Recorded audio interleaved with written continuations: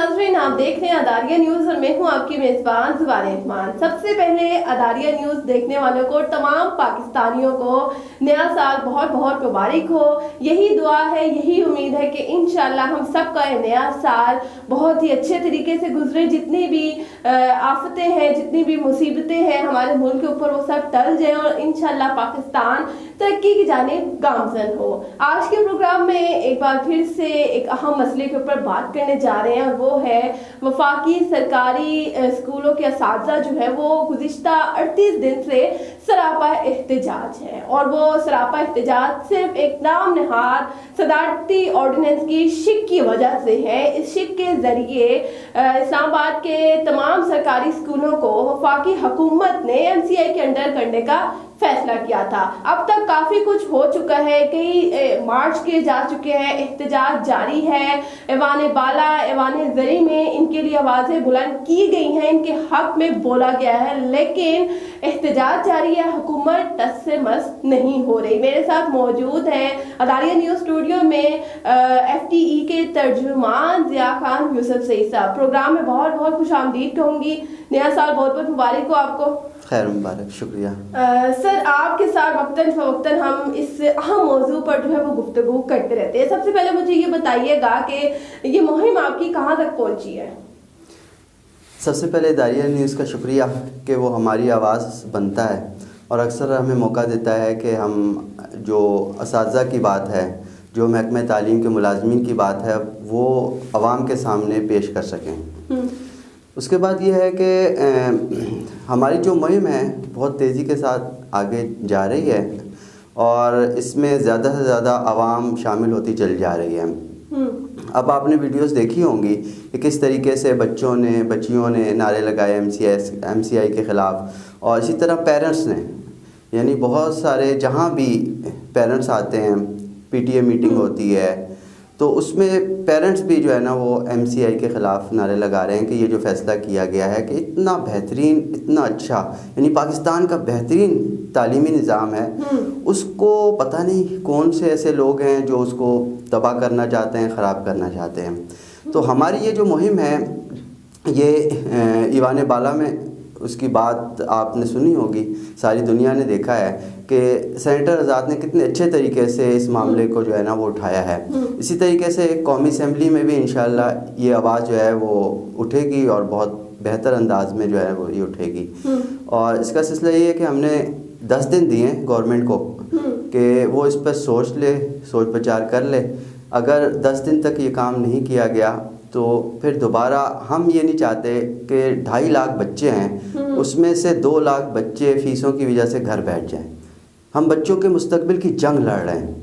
हमें ये पता है कि ये ऐसे बच्चे हैं कि जो 10-20 रुपए भी देना जिनके लिए मुश्किल है, और उनके ऊपर अगर 5-10 हज़ार रुपये फ़ीस लगा दी जाती है तो क्या होगा? यही होगा कि वालिदैन जो है वो बच्चों को पढ़ाई से महरूम कर देंगे। बात से बिल्कुल 100% इत्तेफाक करूंगी कि गवर्नमेंट स्कूल में पढ़ने वाले पेशतर, बल्कि ये कहा जाए कि 80 से 90% बच्चे वो हैं जिनके वालिदैन चाहते हैं कि हमारी कम से कम जो हम उजरत कमा रहे हैं उसमें हमारे बच्चे पढ़ जाएं। और वो तभी मुमकिन है कि जब गवर्नमेंट स्कूल में जो है वो फ़ीस ज़ाहिर है बहुत कम होती है या होती ही नहीं है, और असातिज़ा जो है वो बहुत मेहनत करें बच्चों के साथ। मुझे बताइएगा कि इस्लामाबाद में दोहरा निज़ाम तालीम क्यों है? एक कैपिटल है पाकिस्तान का, और इसके बारे में आप ज़्यादा बेहतर बता सकते हैं कि हुकूमत जो है वो जब से PTI की हुकूमत आई है वो यकसा निज़ाम तालीम की बात कर रही थी, तो अभी तक हम देखते हैं कि उसकी इम्प्लीमेंटेशन नहीं हुई।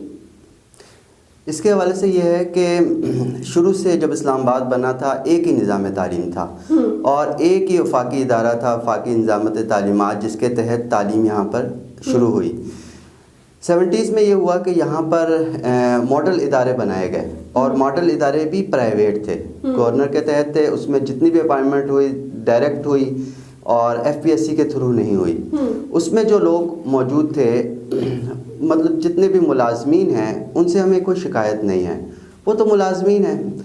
उन्होंने बहुत कोशिश की और कोशिश करके उन्होंने मिन्नत समायत की, उस वक्त FD की भी, मिनिस्ट्री की भी, और जो एसोसिएशन यूनियन में मौजूद थी स्टेक होल्डर से, उनकी मिन्नत समायत करके उन्होंने कहा कि हमें भी रेगुलर करवा दें, हमें भी FD के अंडर ले लें।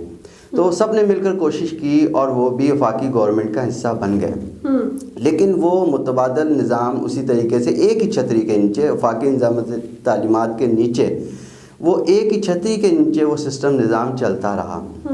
صورتحال یہ ہوئی کہ جتنے بھی ہمارے لیے فنڈ آتے تھے ایجوکیشن کے لیے، 403 ادارے ہیں، 20 ادارے ہیں جو ماڈل ہیں، 403 ادارے ہیں جو تعلیمی ادارے ہیں وہ فیڈرل کے ہیں، فیڈرل گورنمنٹ کے ہیں۔ اچھا، تو بڑی تعداد ہے۔ تو ہوتا یہ رہا کہ جو بھی پیسے فیڈرل ڈائریکٹریٹ آف ایجوکیشن میں آتے تھے تو وہ کوشش یہ کی جاتی رہی ہے کہ وہ ماڈل اداروں کو ہی وہ سارے فنڈ دیے جائیں، یعنی یہ 403 ادارے جو ہے وہ دیکھتے تھے کہ سارے فنڈ ہمارے ادھر لگ رہے ہیں، صحیح ہے، لیکن رزلٹ یہاں کے ادارے دے رہے تھے۔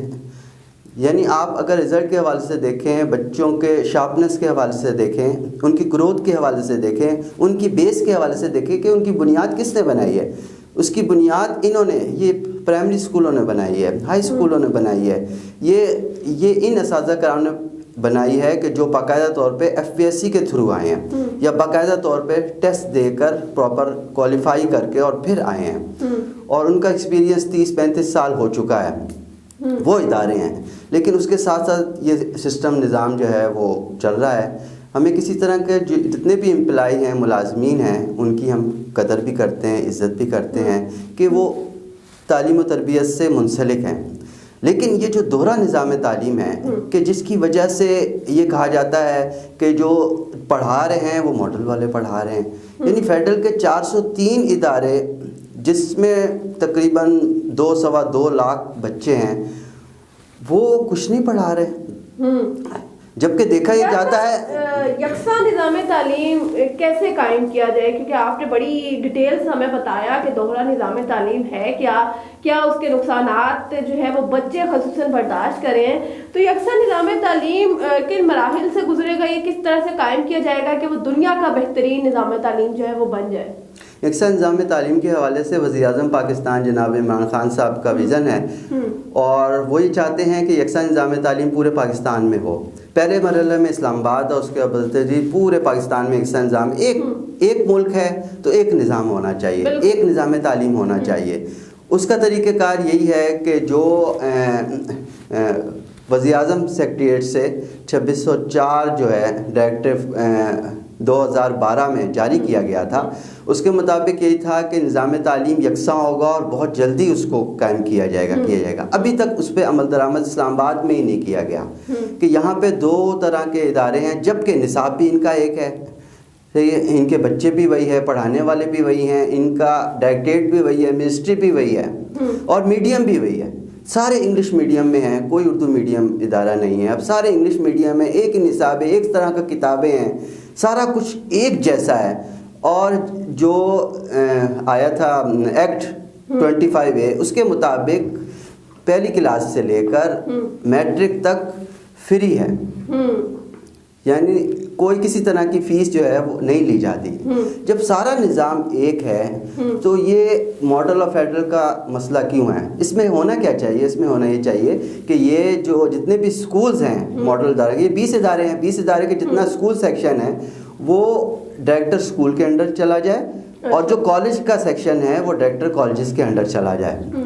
اور اس کو کوئی کرنا مشکل نہیں ہے کہ قانون موجود ہے، آئین موجود ہے، سارا کچھ موجود ہے، آئین موجود ہے، اس پر عمل درآمد کرنے والے موجود ہیں، لیکن عمل درآمد جو ہے وہ نہیں ہو رہا۔ میرے ساتھ موجود تھے ضیاء خان یوسف زئی صاحب، بہت ڈیٹیل میں انہوں نے ہمیں بتایا یہ تعلیمی مسائل جتنے بھی ہم جس کو فیس کر رہے ہیں، اور یہی دعا کرتے ہیں کہ جو نیا سال شروع ہو چکا ہے اس میں ان کا یہ احتجاج جو ہے وہ مثبت طریقے سے ختم ہو، اور جو بچے اس وقت پریشان ہیں تعلیم کی وجہ سے، ان کی اس پریشانی کا بھی کوئی نہ کوئی حل نکلا، وہ پریشانی ختم ہو جائے۔ انشاءاللہ ایک نئے ایشو کے ساتھ اگلے پروگرام میں آپ کی خدمت میں پھر حاضر ہوں گی۔ مجھے دیجیے گا اجازت، اللہ حافظ۔